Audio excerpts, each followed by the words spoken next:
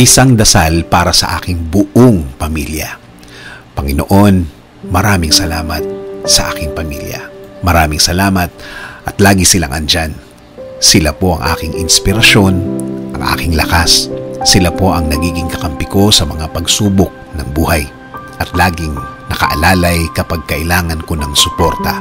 Lord, kasama po ng aking dasal na ito na mas mapalapit sila sa iyo, mas makilala ka nila, mas malaman pa nila ang iyong kabaitan, kasama ng nakita nila sa aking buhay na ikaw ang pinagkukunan ko ng lakas sa araw-araw.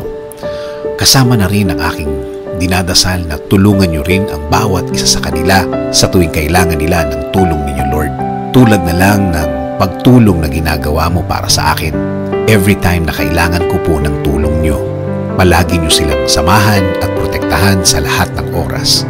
Alam ko po na napakadelikado na sa labas at kailangan nila ng proteksyon ninyo sa mga buhay nila, kasama na ang kani-kanilang mga trabaho.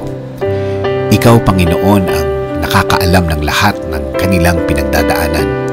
Alam mo kung anong mga pagsubok ang dumadating sa kanila.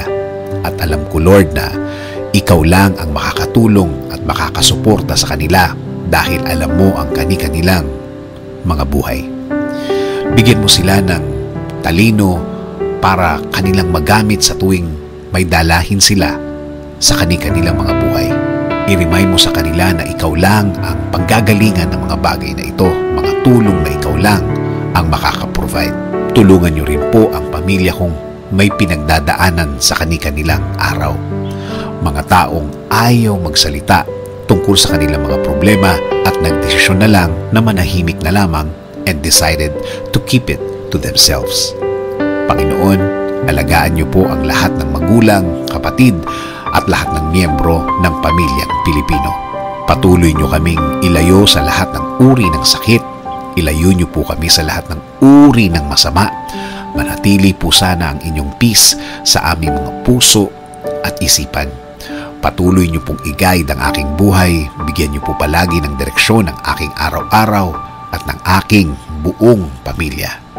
Patawarin niyo po kami sa lahat ng aming kasalanan sa inyo, Panginoon. In Jesus' name we pray. Amen. Sabi nga sa Colossians 3:13, bear with each other and forgive one another. If any of you has a grievance against someone, forgive as the Lord forgave you.